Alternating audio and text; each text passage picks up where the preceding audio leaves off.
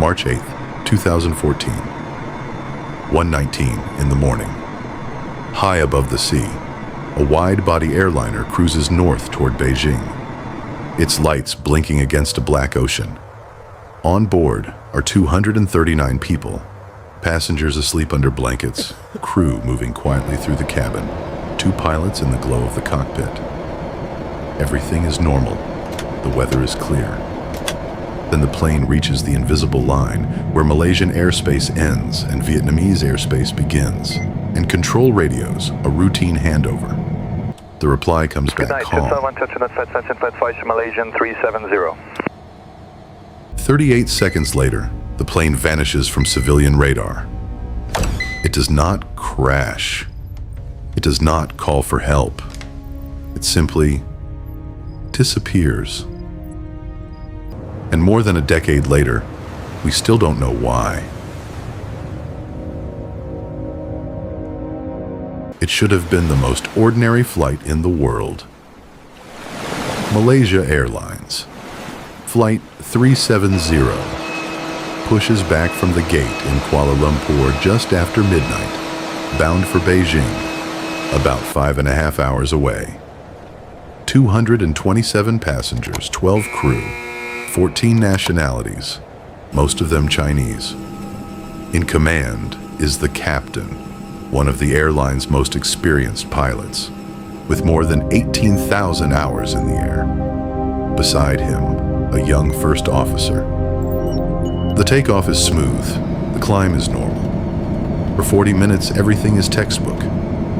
The plane levels off, the cabin lights dim, and then it approaches that quiet boundary in the sky, the last place anyone would ever knowingly see.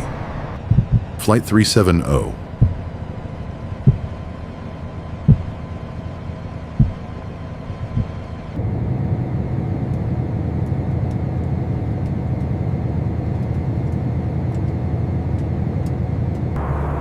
Here is what the machines recorded. At 1:19, the calm sign-off. Moments later, the transponder, the device that broadcasts the plane's identity and position to civilian radar, stops transmitting. On the controller screens, the blip that was Flight 370 simply blinks out. To civilian air traffic control, the plane is gone. On the ground, a controller keys the radio again and again. Malaysian 370, do you read? For hours, that is all anyone believes. That somewhere over the sea, in the dark, it was lost. But the plane was not. Because while civilian radar went blind, military radar was still watching. And what it saw made no sense at all. Instead of continuing north toward Beijing, Flight 370 was about to do something no one has ever fully explained. According to Malaysian military radar, the aircraft turned. Not a gentle correction, a hard turn to the left, almost doubling back on itself. Flight 370 flew back across the Malay Peninsula, the whole country it had just left. It passed near the island of Penang, then turned again, out over the Andaman Sea, and flew west into the open Indian Ocean. Away from every airport, away from every rescue. Investigators later concluded the turn was most likely made through the aircraft's flight management system, a deliberate input, not a random malfunction. But by whom and why, they could not determine. Was it an emergency? A hijacking? Something in the cockpit no one will ever prove. The evidence allows all of it and confirms none of it. For hours, the world assumed the plane had crashed near its last known position. Then engineers made a discovery that changed everything.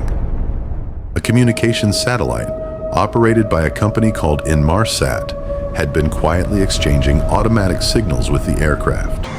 Brief digital pings, later nicknamed handshakes. The radios were silent.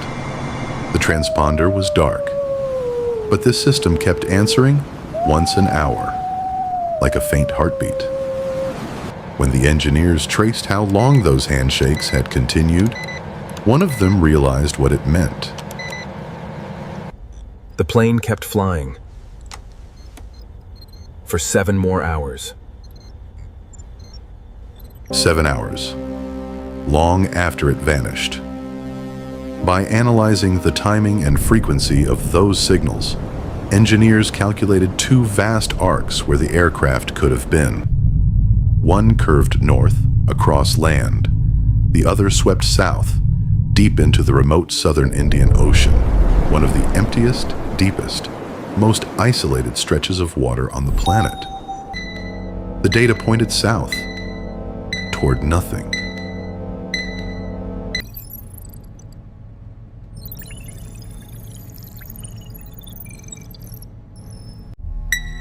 What followed became the largest search in the history of aviation. Ships and aircraft from more than 24 nations swept the southern Indian Ocean, and underwater robots crawled across a seafloor no human eye had ever seen.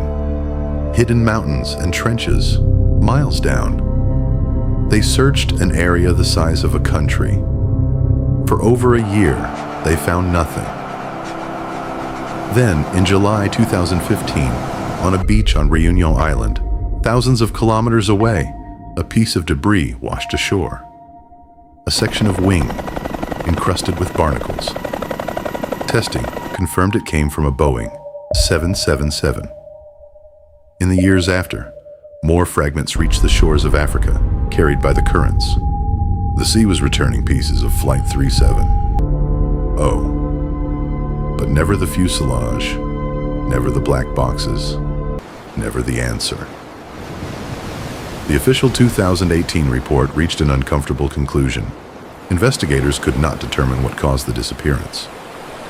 Every theory explains part of the evidence.